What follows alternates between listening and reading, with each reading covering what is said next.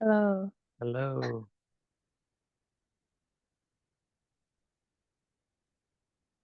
Good to see you all. Mm,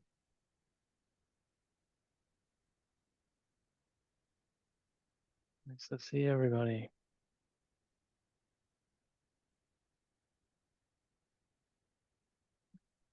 mm. Hope you're all well. Good enough. Yeah. You want to see others on the other page. Take your time. Ah, mm.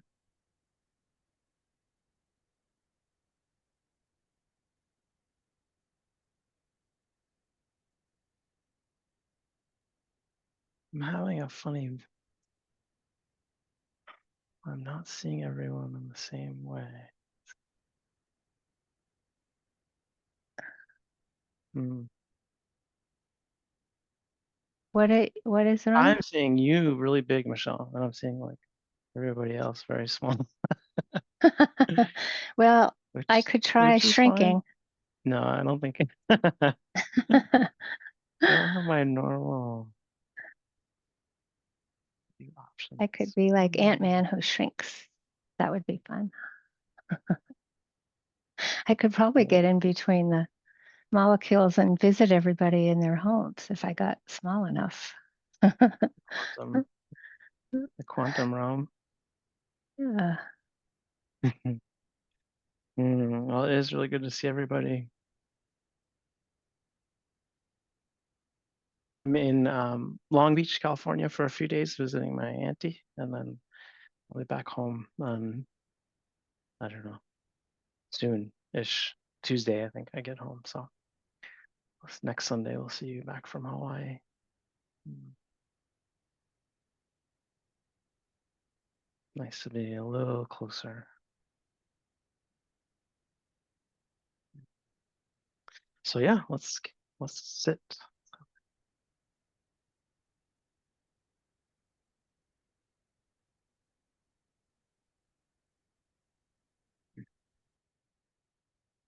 So yeah, just taking your time to get settled in whatever posture is feeling most appropriate for you right now.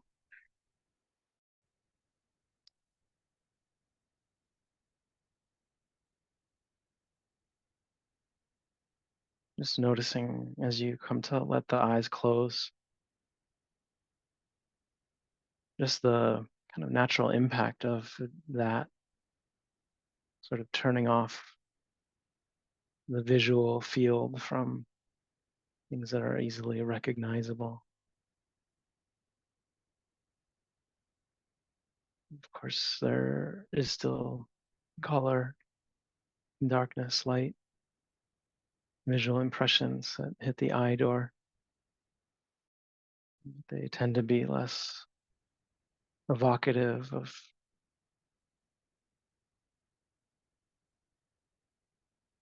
conceptual things, perception in the same way.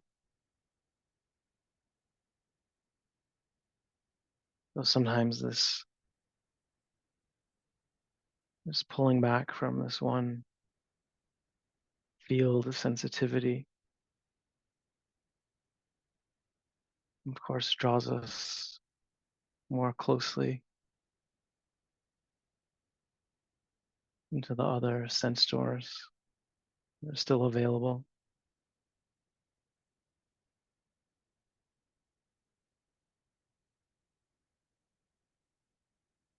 Noticing the sensations of sound, vibrations at the ear door of all kinds,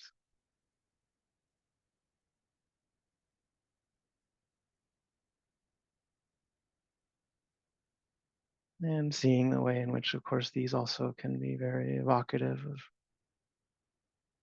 ideas, named things, visual impressions that arise in the mind that we correlate with the sound. but that are actually mind produced, distinct from the sounds themselves.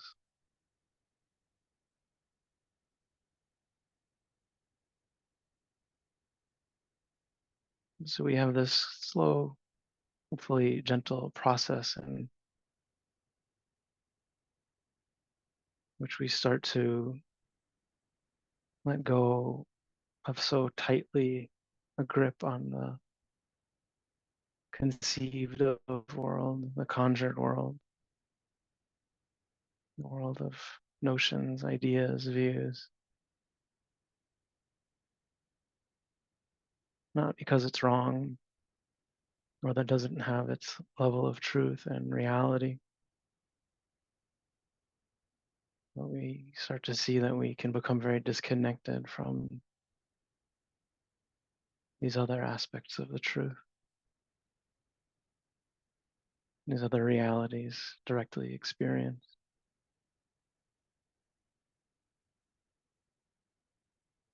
This stream of sound, tone, vibration, all these different qualities and characters.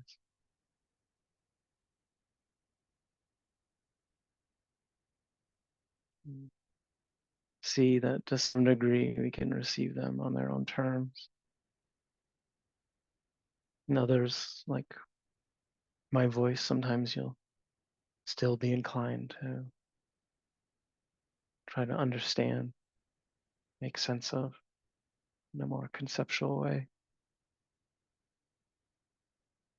Fine, it's just noticing the difference in these moments of direct perception of sound, receptivity, these vibrations at the ear door, the life that gets conjured from those,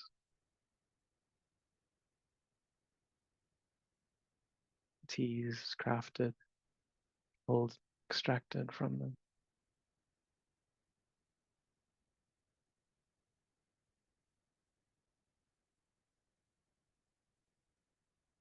And similarly, you can start to let the attention just come into the entirety of the range of physical experience throughout the body.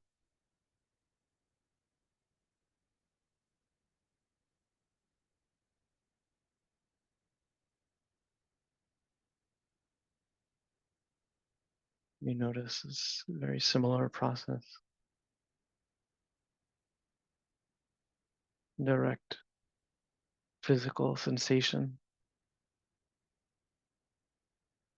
always changing, always moving, happening throughout the body. This vast field, vast range, sensation.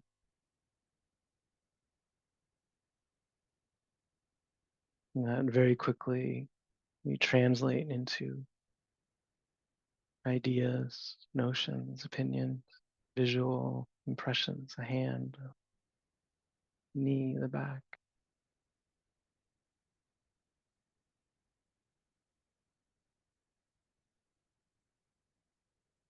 And be amazed at this capacity of the mind to make sense,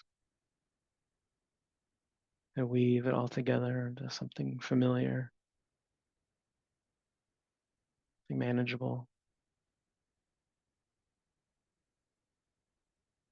but being careful that we don't lose a connection to this other, more mysterious, less controlled realm. Fluttering, pulsing, vibration, warmth, coolness, pressure, movement, tingling, dabbing.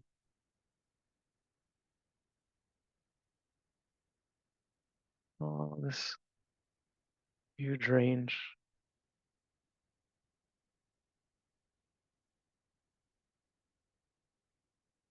that arises and passes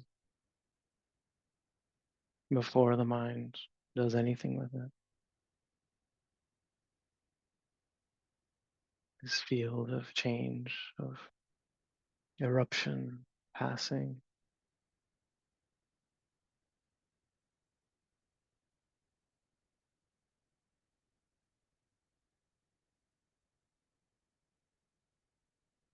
Sometimes it's just important to be humbled to feel how foreign the body feels, how unfamiliar, how strange, how wild.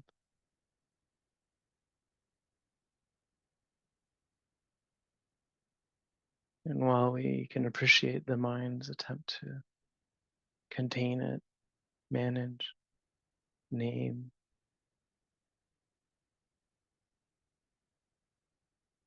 bring it into fathomability,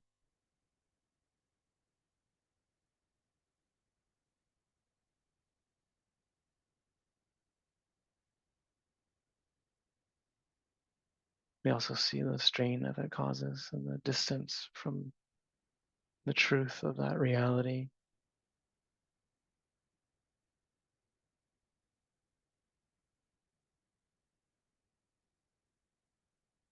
The unpredictable, the unknowable, sometimes unnameable sensory experience that we feel.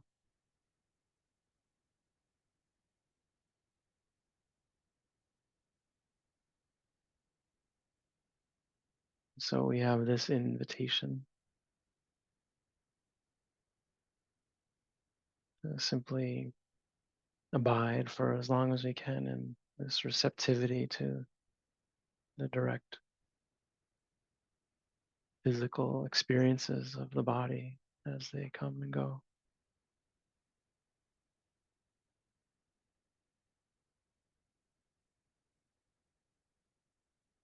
And of course, the mind will take over at times. We'll move into the realm of thought and memory, and future imagining. You just notice the texture and quality of those experiences, distinct of their own nature, but also changing,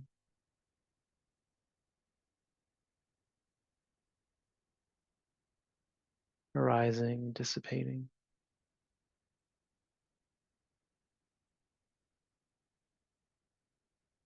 And find our way back into the body experience for as long as we can.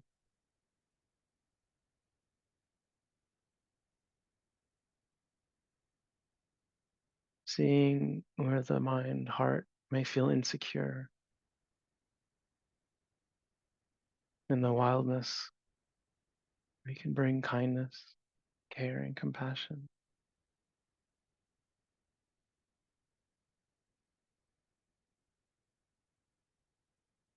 Rooted in some degree of faith that we can be with the body, the wilderness of nature,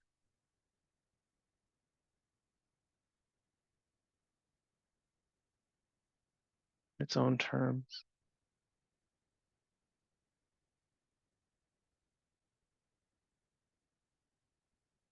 The mind can be there to bring stability if we need it,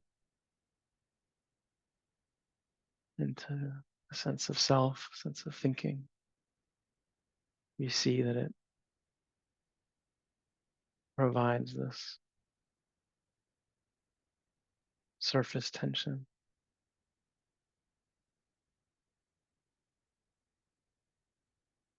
And then when we're ready, we can go back into just this direct, mindful, connected experience with the moment to moment changing quality, sensations that we feel throughout the body. Not controlling it, not managing or manipulating. Just receiving and coming to know it. Watching the heart get strong. Watching the heart get shaky. Caring, compassionate, courageous.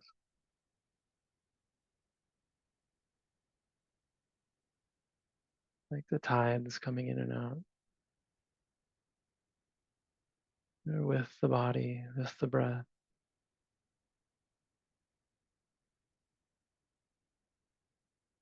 With the heart and mind. Sound.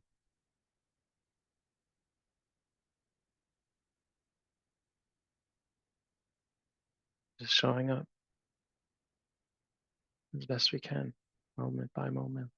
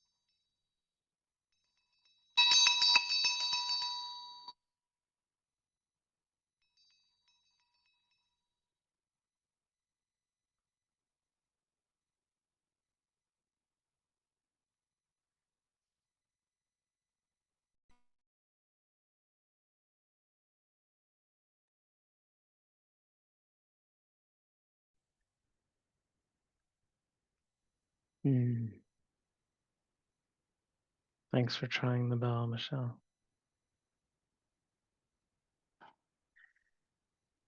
It's either the headphone or the bell. It's a mysterious paradox. Thank you, Jesse, for being back and for instructions. I'm going to offer a little talk today.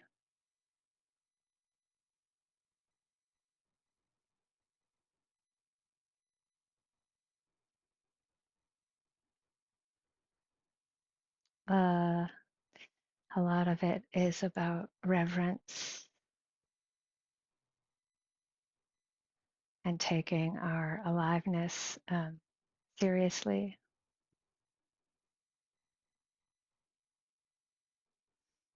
And so it's really about taking the gift of life itself seriously. Like what are we doing with this offering of earth, air, fire, water, karma?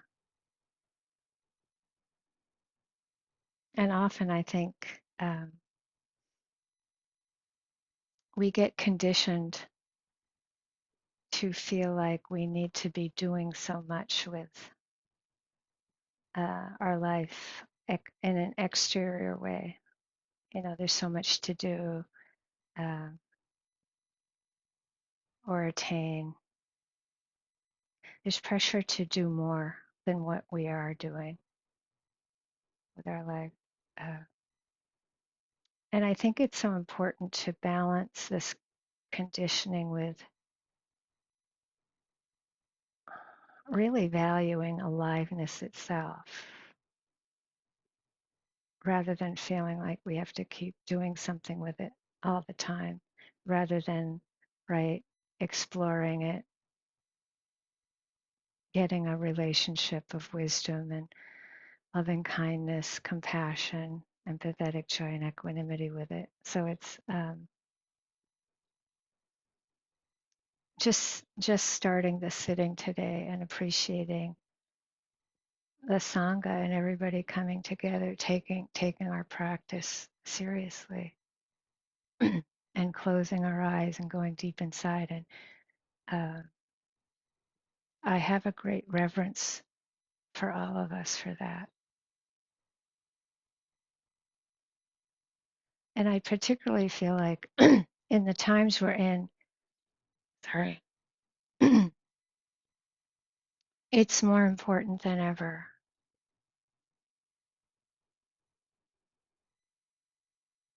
So it's not that we receive each moment of life seriously. That's not what I'm saying. What I'm saying is that uh, we listen very deeply and honor life itself and take the time to understand how things are and cultivate the connection with the truth of things as they are. So, for example, we know like our first breath, for example, our first breath, or any being's first breath, birth, and any being's last breath, you know, it's considered so important. Yeah, so holy. And yet there's all these breaths in between, right? That do we celebrate them, right? Like it's like there's this incredible thing about breath to me always is that, you know, we don't last long. No one does without a breath, right? And yet I love that part of the practice because it's like it's so hard to maintain an interest in this thing that not just one person is dependent on, but all breathing beings are dependent on. And it's just like, wow, just this, to me, that's never stopped being astonishing.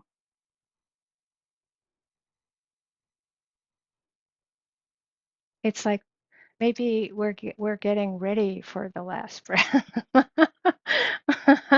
Or maybe we don't remember our first breath, but we remember somebody else as a kid. Yeah, right. Like, but it's this really interesting aspect of life that I think um, when we really get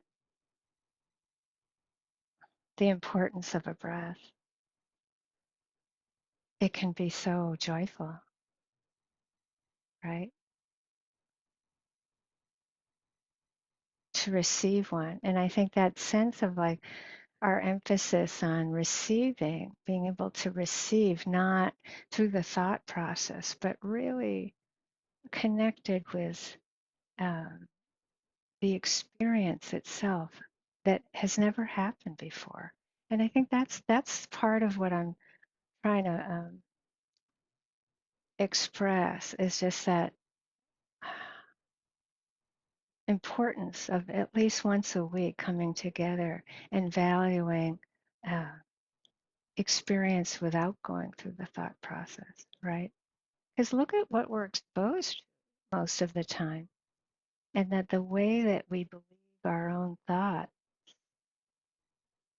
and the lack of freedom of that, like the repeating thought patterns and the repeat, it's not only what I find amazing too, it's not only our own repeating thought patterns, right? But it's like everyone, right, on the planet. And I always think like if we were all hooked up to a loudspeaker, every person on the planet, if our mind was hooked up to a loudspeaker, it might be a really important teaching. If we could just hear it, hear it, that.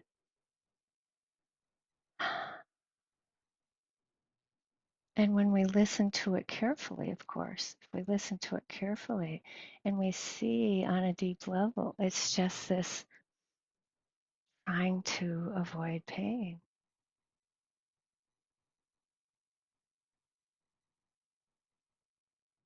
make pleasure last longer. Or it could be that we're trying to be helpful in some way and we can't control the result of our action, right? There's so much to be said about that. I'm just trying to do an impressionistic painting about that amazing part of the practice where we, in any given moment, we can be free. It doesn't depend on a buildup of a momentum of anything other than this shifting to seeing clearly what's happening without the embellishment, right? Without the wishful thinking.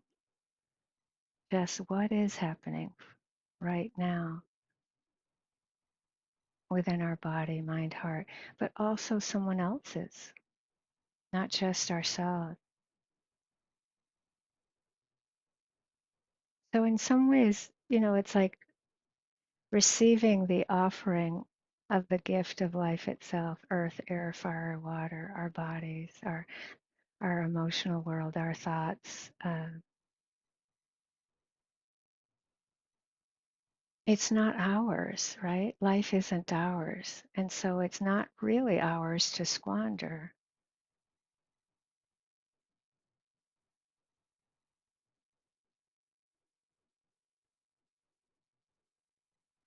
Last night I was busy late, so I went outside late for a walk and then came back. And Christofferson, the cat that has disappeared now for so long, we've been accepting that she's gone. Uh, but when something you love disappears, but you don't know where or how they go, I think it takes longer to have that unconditional acceptance and find that place of wishing well. And I bring it up because I really feel her presence still, and that the one thing she cared about, she didn't really care about food that much. She really cared about one of us or both of us coming out and looking at the stars with her or the moon. It was really amazing. It was such a special quality. And if it didn't happen for a while, she'd scratch on the screen door. And if I ever just made it out with her, I'd always be like, "What a fool I am!" Just like, what a squandering of the sky, right? Of the night sky, and how she would just be begging for someone to be with her with that. She didn't want to do it alone all the time. She was out all night by herself, right? She didn't have to go looking for someone that she cared about. Yeah. So I got up to the top of the driveway, and the mother cat, she hasn't been coming out. And I wonder if we're all just going through an adjustment. But she came out, um, and it's always that funny part where she sits behind me and looks the other way. That's something I also have to adjust to. Like I want her to be like a human, right? But she isn't. She's a feral cat, and she loves just sitting there looking wherever she's looking, and I'm looking where I'm looking. Um, and there's such a quiet contentment. There's nothing to get, nothing to get rid of, right? No greed, hatred, delusion, just particularly receiving the, the silence of the darkness behind the stars. Yeah.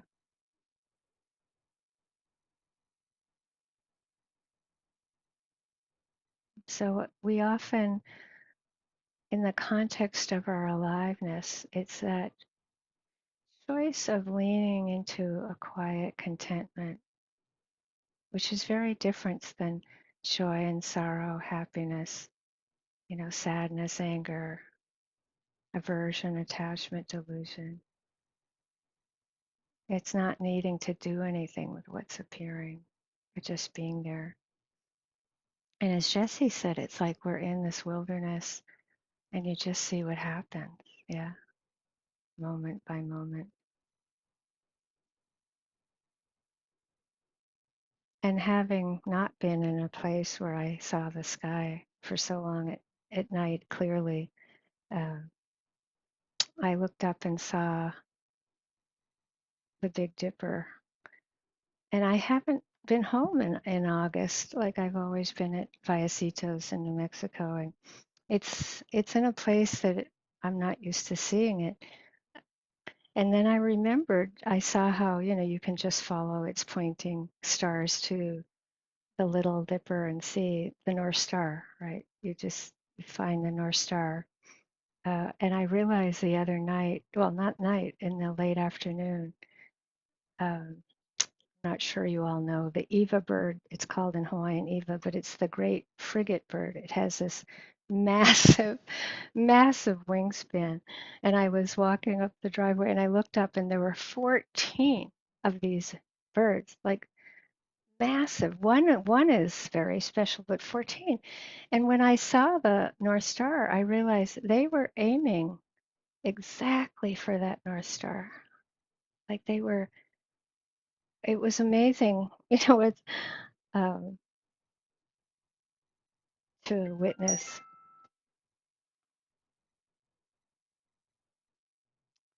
When I lived on Oahu, I had the opportunity to hike up the highest mountain. It's called Mount Ka'ala.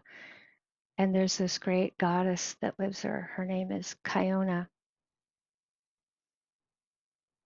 And she's known for having a very deep connection with this Eva bird, the frigate bird.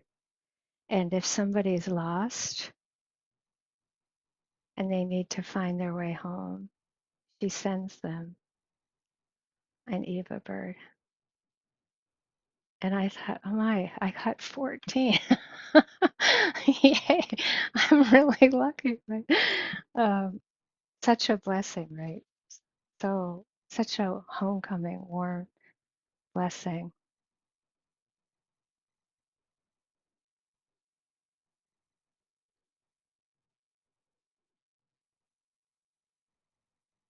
So when we're in, I think, times that are more challenging, at least in the world,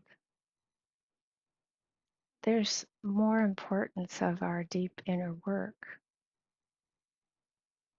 It's our work. People are wondering what more they can do, and of course, yes, yes, yes. But also, if you don't get enough spaciousness to deal with the pain, it's just the heart can curdle. It can turn bitter, right? It just it's easy to forget Kuan Yin, the great goddess of compassion, yeah, that she hears all the laughter, she hears all the tears, she hears all the sorrow. Um, there's that great balance. She has 1,000 arms to hold it. That's part of our work. Yeah, it's noble eightfold path. Yeah. So if you're wondering if you're getting tired sometime, I hope I hope you are. I am. I'm getting tired. Yeah, it takes a lot of work to do this well, and it's something to have great reverence for.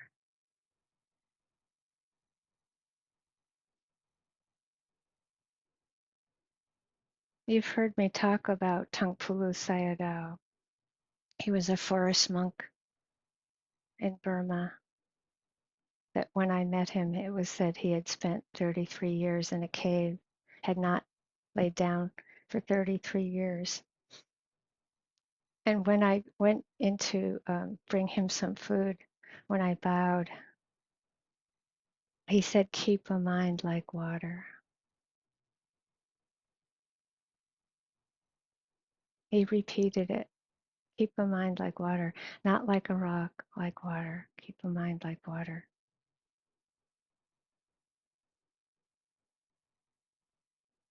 And whether it's the teaching of even a puddle, right? Even a dewdrop, right?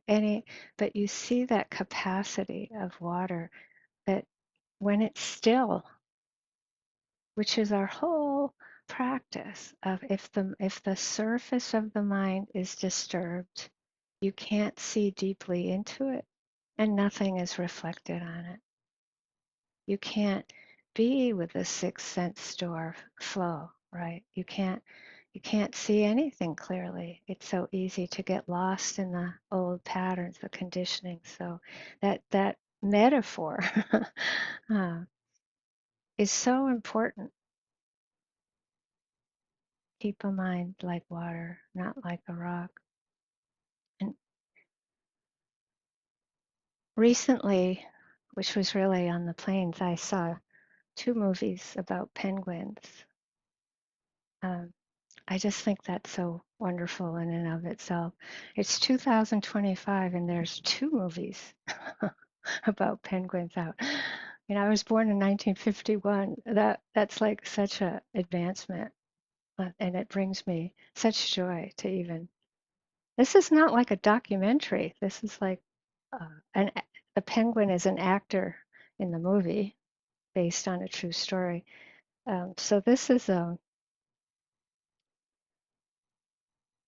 quotation from an actor in one of the movies.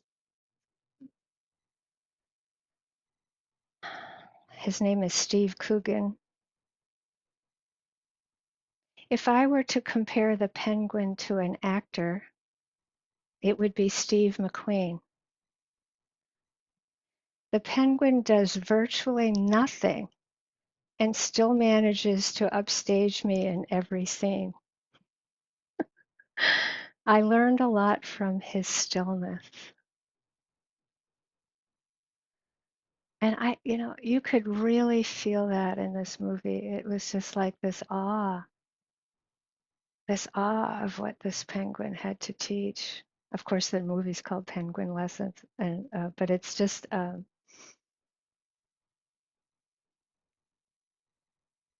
check it out. I learned a lot from his stillness,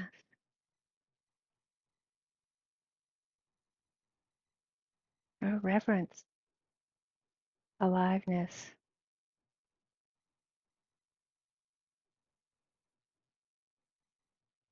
And last week, there was quite a bit of talk about sadness and loss. And I think that the tears are purifying. Keep a mind like water. It includes the water of tears. And there's nothing we have to do with them, right? There's nothing to do with sadness, but to be with it, to allow it, and find that space that is larger than it, that can hold that pain in the heart, that is, if you're connected to the pain in the world, that will be a genuine response of caring. Or if your body or somebody else's body is getting so old or dies, it's like it's a genuine response. It's okay to be sad, right? And I often find that if we allow it, of course it changes. You're keeping a mind like water. It moves. We're alive. It's only when we resist it and resist it. It's that resistance just like crusts it over and turns it sour. Yeah.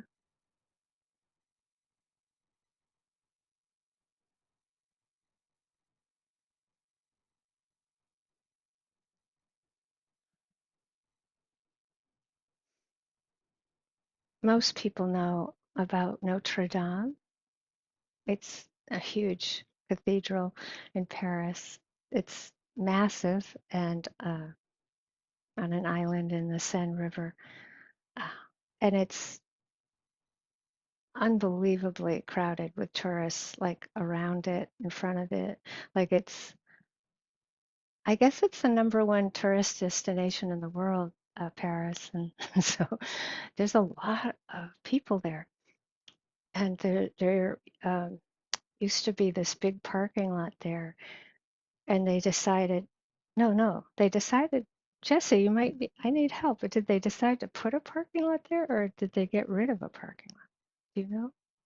Okay, well, we to be researched, but I at don't any know rate, anything about a parking lot. They dug yeah, there's for some something reason. about a parking lot. Well, at any rate, they did something. They dug this huge area out. It wasn't intentional to make an archaeology dig there, but there is this museum now there underground that is virtually the opposite of everything above. Like there's nobody hardly there. Nobody goes to this amazing thing. And I love paradox, right? So here's this extraordinary crowd, and then this amazing, amazing gift under everybody's feet, right? That have no interest in it. It's an archaeology museum.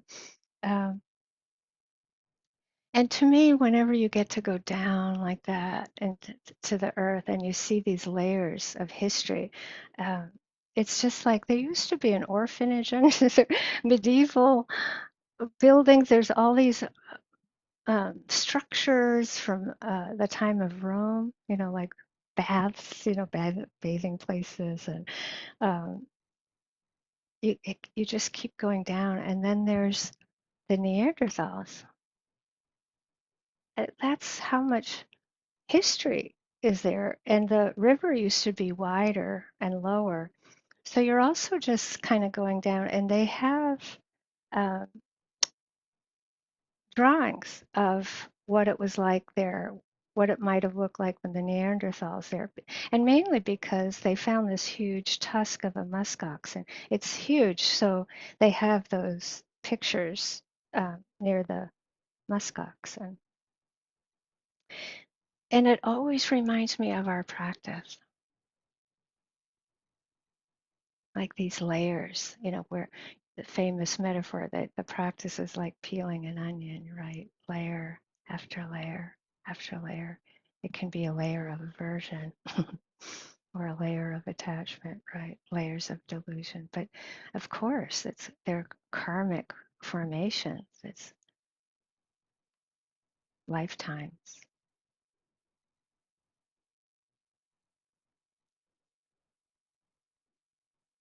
So there was just this wide river at one time.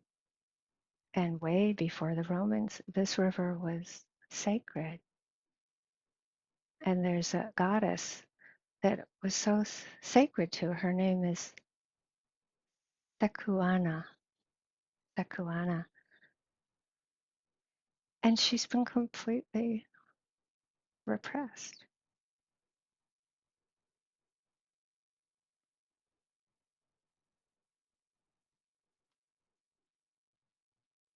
So there's a photo of her statue that's in a museum down in Dijon, uh, and she's standing in a boat, and the front of the boat is a duck's head, and they think that in the duck's mouth is a pomegranate, and then in the back, of course, it's the tail feathers.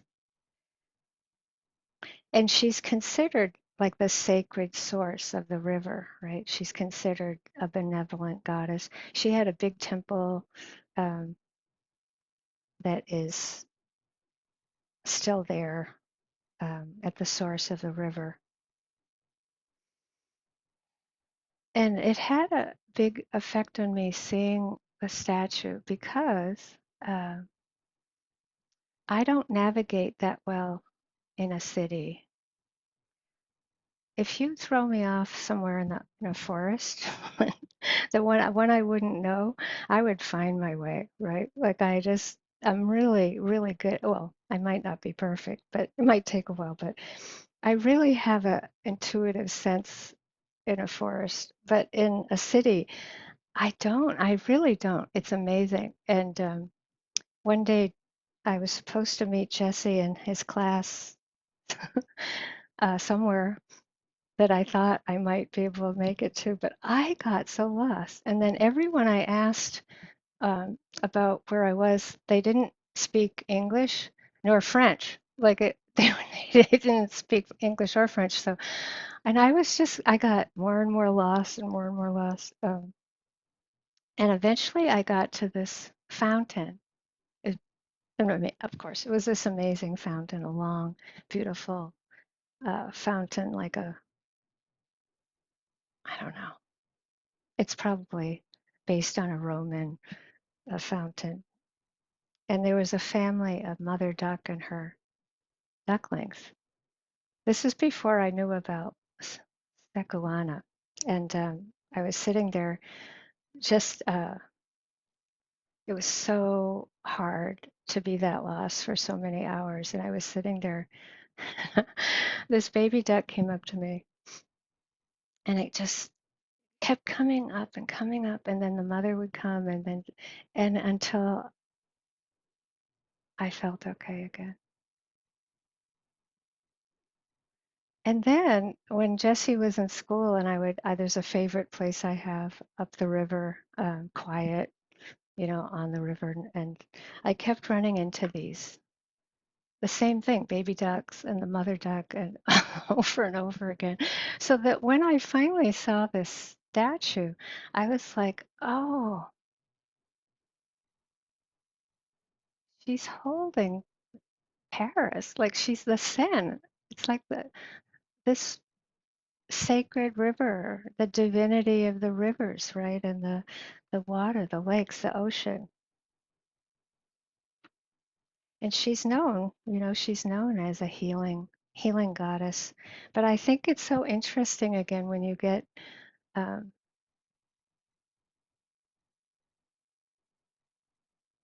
again, I would say particularly in our times, how important it is for us to honor our bodies and the earth and the ocean, right? The air, uh, with such gratitude. Like one breath, right? So when we shower, when we take a drink of water, right? One sip is like one breath. Tears, plants, food,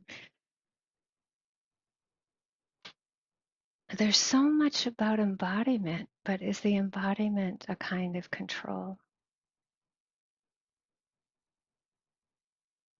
Or is it really being interested in our body as a gift of earth, as a gift of water, as a gift of air, as a gift of fire? Emily Dickinson said, incredible the lodging, but limited the guest.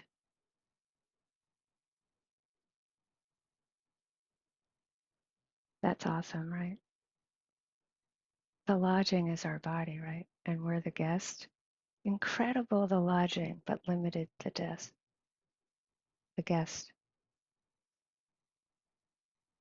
So the Buddha taught the heavenly messengers, old age, sickness, disease, and death. Heavenly messengers. It's like something to revere so much. A divine messenger.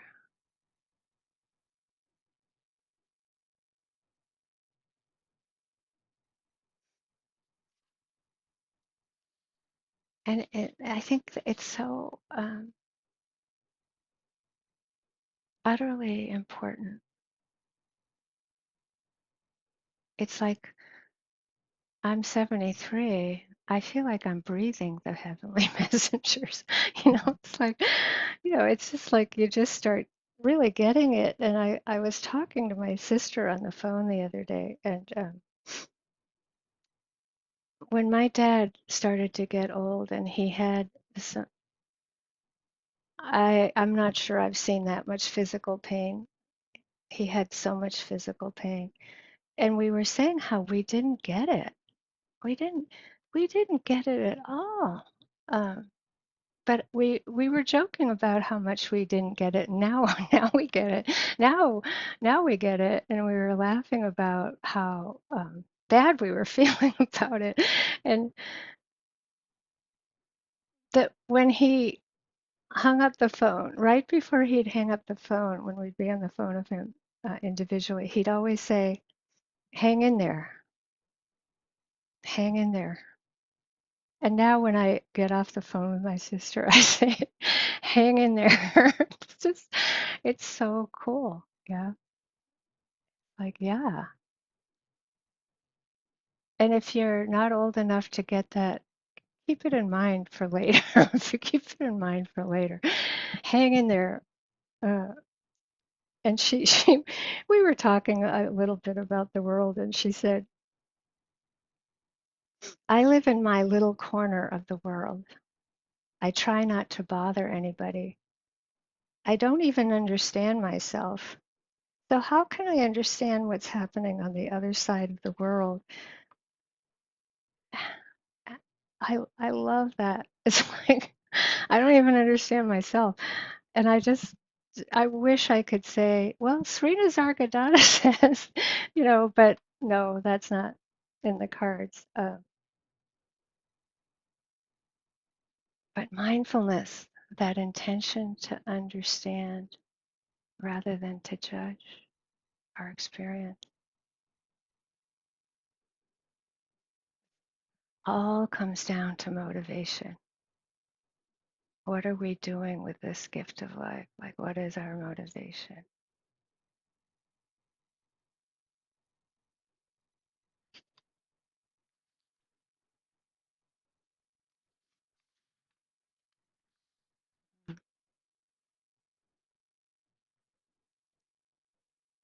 Since we're on the subject of water,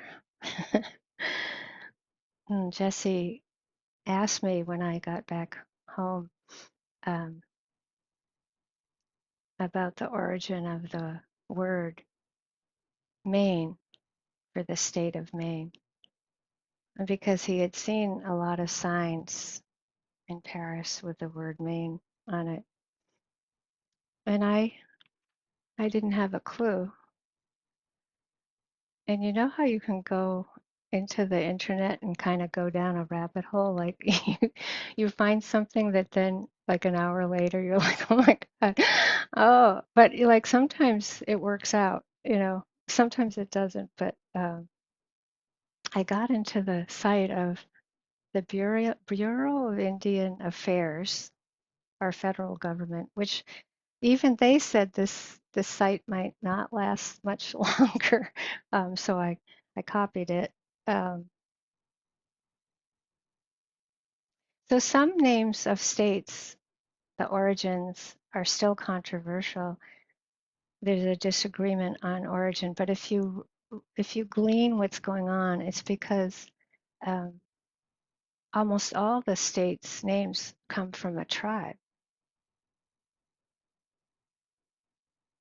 and I never learned that, right? So Alabama, named after a river.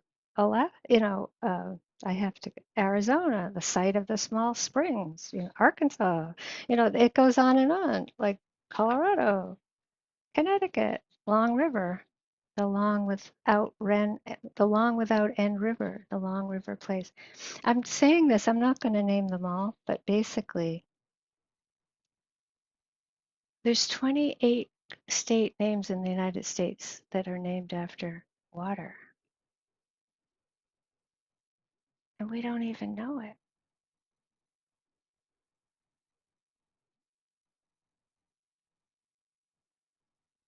It's just and Missouri, muddy water. Mississippi, of course, great water, gathering in of all the waters.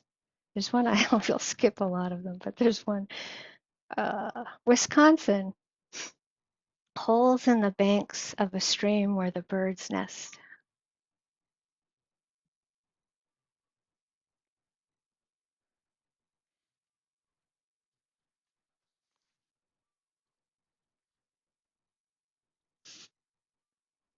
It's that such reverence for a place you live, for the water, right? That the name is reflecting it. Yeah, it can keep us at least more in touch.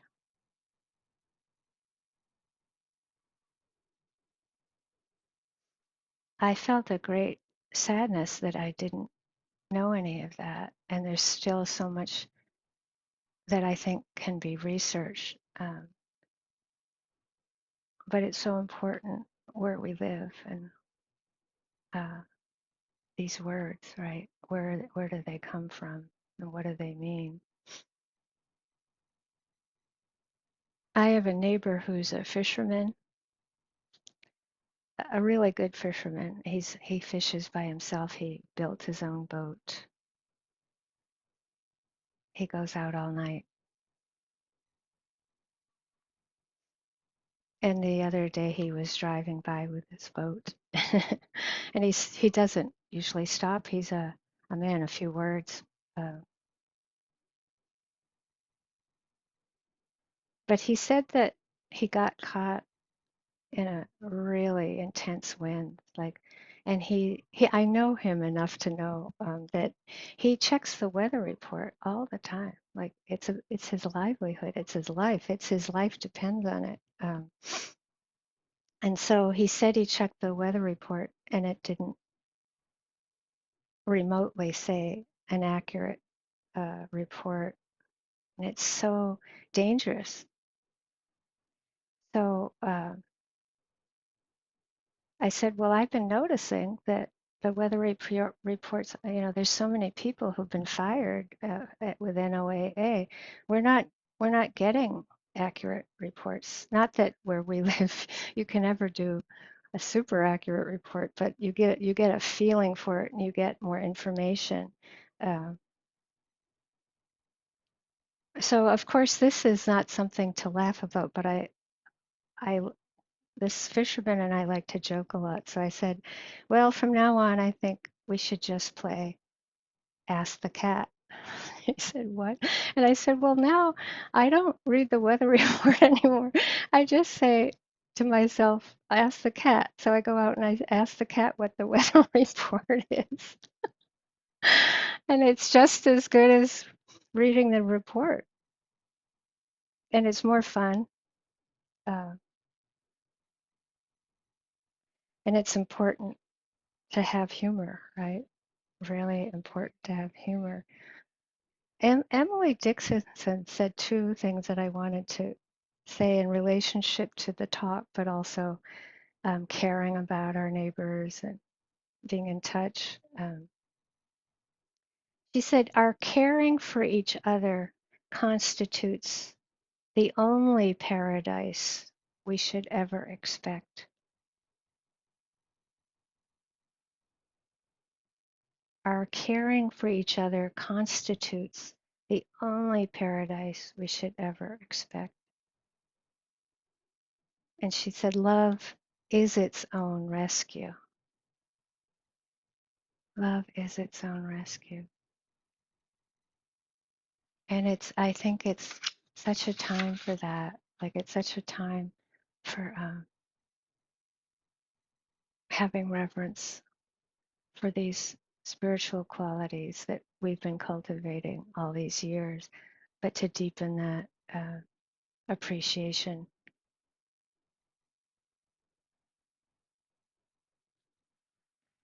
I'll end with course, water and reverence. This is the end of a poem by Li Po called Autumn River. So it's been a very, very long journey. I've read it once. I'm not going to read it now, but as he sets out on the river, he says to the river, so how is it you'll remember nothing of me, and yet you carry this one handful of tears so very far, all the way to Yangchu?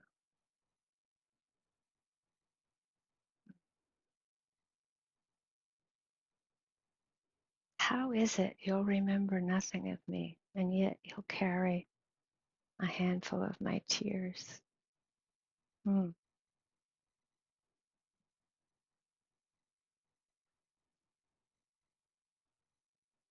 So at the end of this long river journey, he says, hardly ashore at Clear Creek, I hear it, clarity,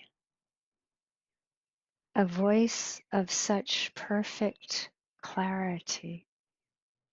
At dusk, in farewell to a mountain monk, I bow in deep reverence to white cloud.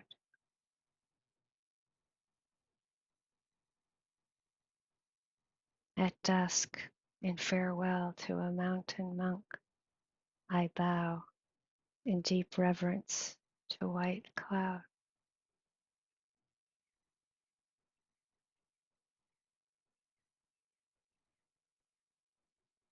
May we live with clarity and reverence. Let's just sit for a minute.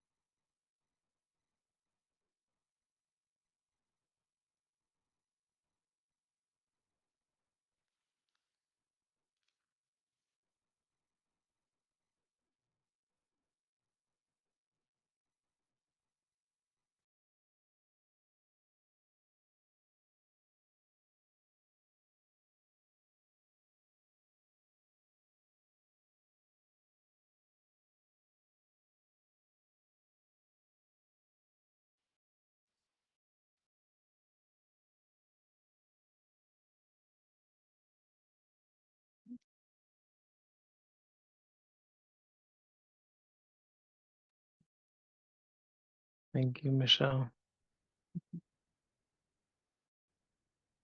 Mm,